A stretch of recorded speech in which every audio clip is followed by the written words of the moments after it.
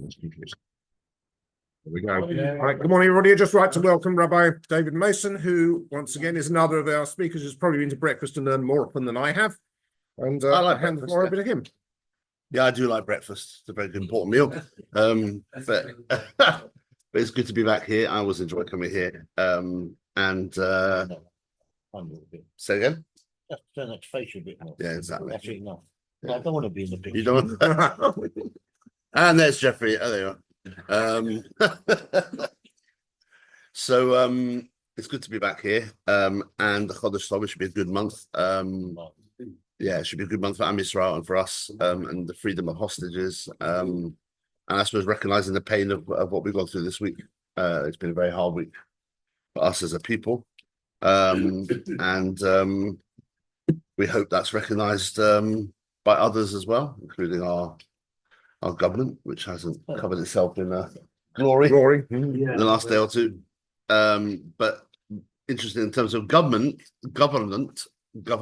we talk about it this week in the Parsha, where we simply have a commandment to appoint a king.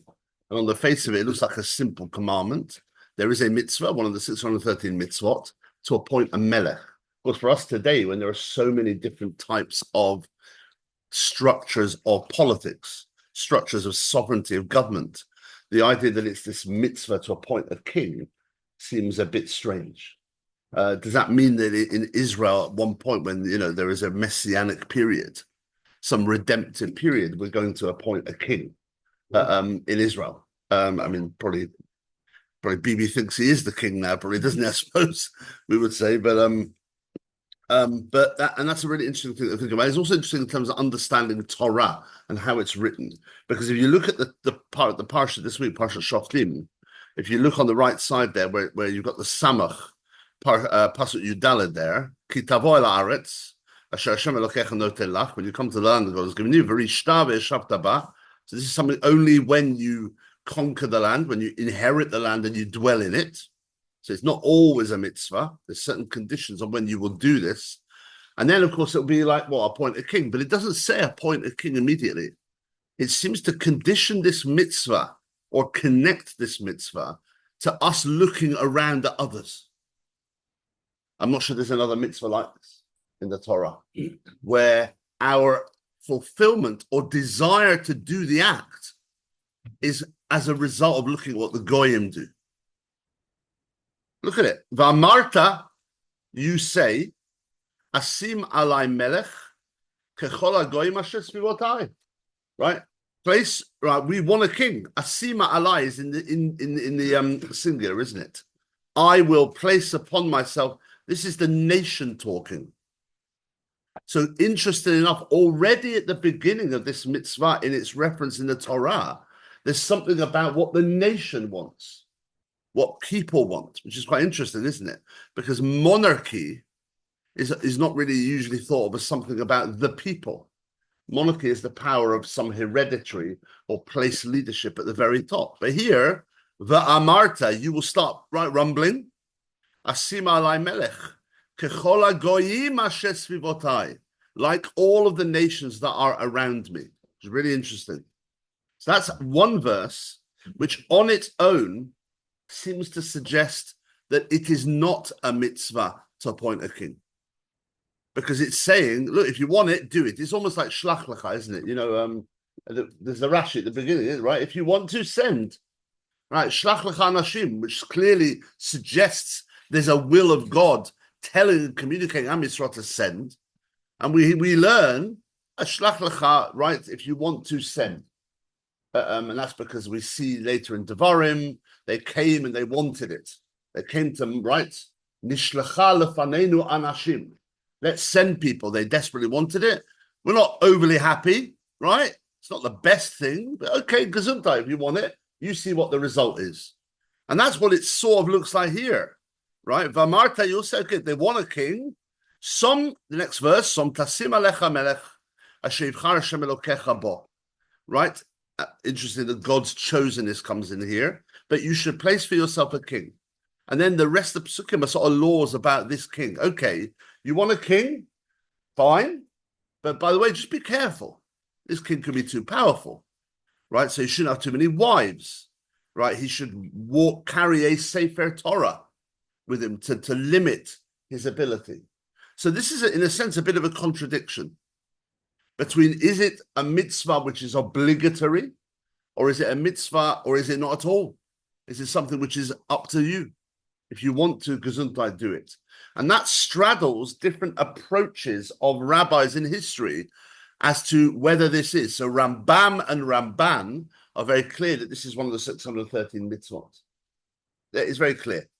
On the other side, you've got the Sadia Gaon, the Barbanel as well. In fact, actually, a Barbanel's word. The Sadia Gaon says it's not a mitzvah. A Barbanel says it's such a bad idea. There's a problem here. In fact, you've got this referenced in the book of Shmuel, where they come to Shmuel ben Israel, they want a king, right? And Shmuel gets very upset about this. He feels like he's been rejected. And you're thinking, well, I mean, we all read the Torah, Shmuel. Like it says, the king, surely the king's kosher. In fact, God replies, isn't it? Lo otcha ma'asu kim oti. Right? They haven't rejected you, but they've rejected me. In other words, don't worry, Shmuel. Right? It's me that they're rejecting. What do you mean rejecting? I mean, you said king. So clearly there's a reference there in Tanakh that king's not the best idea. And Abarbanel uses that and says, actually, even although, okay, you can do it, the permission is in your hands, it's actually not a very good idea. Sephorno is a very interesting one. It says that it's not a mitzvah, but it's important to ensure there's no chaos. It's almost like saying you need to make sure, right, in Israel, that there's no chaos. So we see this at the end of one of the books, it's the book of Shoftim. The end of the book of Shoftim says, Ein melech beYisrael, ish hayashar be'einav yaseh. At that time, there was no king in Israel. Everyone did what they wanted. And that was almost understood negatively. What I'm interested in for the next, let's say, 5 minutes, because it's Rosh Chodesh, we've got to get on, right, is the Netziv. Naftali Tzvi Yehuda Berlin, 19th century scholar, last Rav, head of the Yeshiva Belozhin. And the Netziv, I think, is fascinating. Basically because the Netziv opens the way for the relationship between Torah and democracy. Right? Where does democracy fit in there? Is democracy alien to Judaism? So according to the Netziv, no. If you look on the left side, right, look on the left side, there are 2 columns. This is the commentary of what's known as Ha'emek Davar. That's the Netziv commentary. One of the great, great commentaries on the Torah is the Netziv. Very creative, clearly connected to his time. Right? He's living through the 19th century in the Russian Empire, a time where clearly monarchy isn't really doing very well for the Jewish people, and probably for many people as well. And so the question is there a better way? And so he says here, if you go where there's a Yud Dalet on the right-hand column in brackets there, yeah, everyone got that? That Yud Dalet, that's where we are, our verse. The Amarta, right? Remember, you will say, let's have a king. So first, then it says, Eina Perush Amira Kamashma'or. This doesn't mean anyone's talking in the Torah. Bepeh, with mouth, right? Or verbal. Ela Keloshen Vamarta Ochla Basar. Like a verse I think said last week, actually, or maybe I can't remember. You say you will eat meat. It doesn't mean you're literally saying it, but it's like you're going to do that, right? You're going to do something. You want something. Now what? Now how should you run your lives? You should do shchita. You should. So it doesn't literally mean speaking. Achein, but therefore he says, lashon zeh, according to this language, haya b'mashma she'ein zeh mitzvah b'muchlat. It would seem that this is not an absolute commandment. Limnot melech ela reshut. But it's not. Rather, it's permission. It's a voluntary thing. If you're going to say it's like the other Va'amarta, where no one's saying, no one's coming to whoever the Navi is and saying, I mean, of course we see that, but here the parish of the Torah, no one's literally coming and putting in an application. Look, right? Look, Moshe, look, whoever. There's a king next door. Seems to be all right, we need that. Can we have that, please? Right? This isn't some individual saying this. This seems to be more coming from the people. So says the Netziv, V'hari yadua b'divrei Chazal, he says, it's known in the words of the rabbis of the Talmud, the mitzvah limnot melech, there's a mitzvah to appoint a king. V'im kein lemay k'tiv amarta. Therefore, why does it say, and you will say? Again, the contradiction between it being absolute obligation to appoint a king and voluntary. So you can either stand on one side and you can say, I believe it's a voluntary thing, or I believe it's a commandment. The Netziv is going to try and bring them together. V'nireh, he says, de mishum dahan hagat hamadina mishtaneh. He says it seems that the way of a country, of a sovereign country, changes, is varied. So he's making a political statement. This is a rabbi, right? You know, one of the great rabbis of the last few hundred years, the Netziv of Volozhin. Commentaries on, you know, on Gemara, right, on the Gaonim, right, on many things. And it's a fascinating political statement. He says the ways of a state, the ways of sovereignty change. And the language now is brilliant. Im mitnaheg al yedei dat melucha, whether it's according to the ways of a monarchy, or al pidat ha'am v'nivcharehem, or according to the understanding of the people and their chosen ones. V'yesh medina, he says, there are states she'ena yachola lisbol dat melucha, that cannot tolerate monarchy.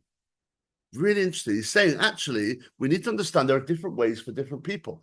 Some nations cannot tolerate monarchy. It just doesn't work for them. V'yesh medina, I love this phrase here, shebelo melech, there are some states that without a king, harehi kisfina below kabarnet. It's like a ship without its whatever. The captain, isn't it? Yeah, the one who's moving the ship along, right? So they need some, you know, it could be, I'm not an expert on this, but it could be that Russia is a country that needs a leader, a strong leader. We've seen, right, what happened with the revolution in 1917, you know, right? It was a revolution. There was actually a movement towards democracy in Russia in 1905, wasn't there? There was an initial sort of mini revolution in 1905. There was a desire to move away from the Tsar of Russia and almost, and yes, you get the revolution of 1917, and yet it's still through the Soviet times, the need for a leader, and now here we are. So is there a country like Russia which finds it very hard to have democracy? And are there countries, I mean, maybe we're one of them, that couldn't do king monarchy in the way of a monarch that decides, not monarchy like we have our leadership. We're a democracy. Really interesting. So he almost is saying you need to have some sovereign leadership, but you need to leave it open. You need to have a something to lead. You can't have chaos, but you need to leave it a bit flexible in order for you to be able to choose. And so it says here, amazingly, Shahare, we're right. This can't be done by a positive commandment. You can't say you must have a king, because at some point that could be incredibly dangerous. In fact, he says why. When it comes to any issue relating to the way people are ruled, this is pikuach nefesh. If you get it wrong, I mean, this is something we know, right? It really doesn't fun. If you get it wrong, people die. And shedochen, in halachic terms, pikuach nefesh pushes off the fulfillment of a mitzvah taseh. So you can't say it must be a king, so that at a time when that king is dangerous, or the monarchy is dangerous for people, and people can't deal with it, and they revolt, and there's a civil war, and people die, people are going to die. That was not intended, says the Netziv, in the commandment of God. Mishumachi lo efshar letzavot behechlet limnot melech.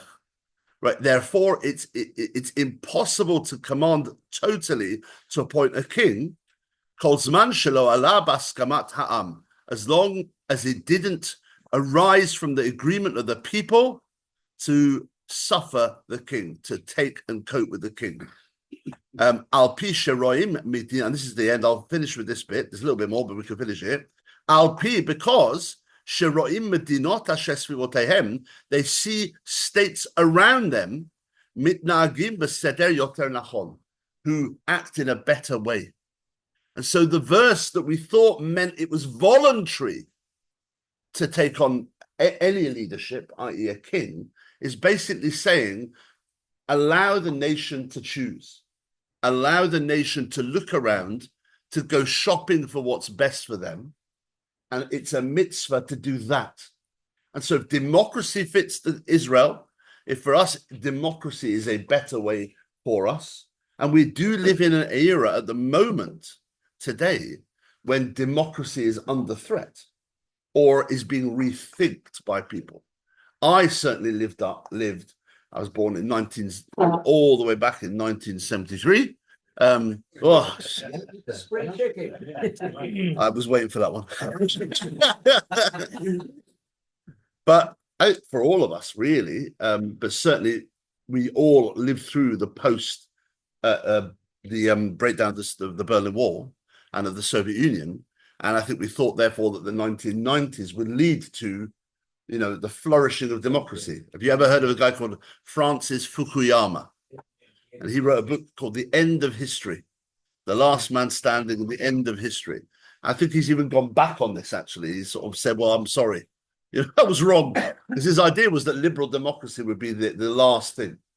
And I think we see at the moment, even in our own country, let alone in other countries in Europe, look at the Alternative for Deutschland doing well in Germany, and look at where Hungary is, and even in Israel, the tension around how far people think democracy can go and when it's not helpful.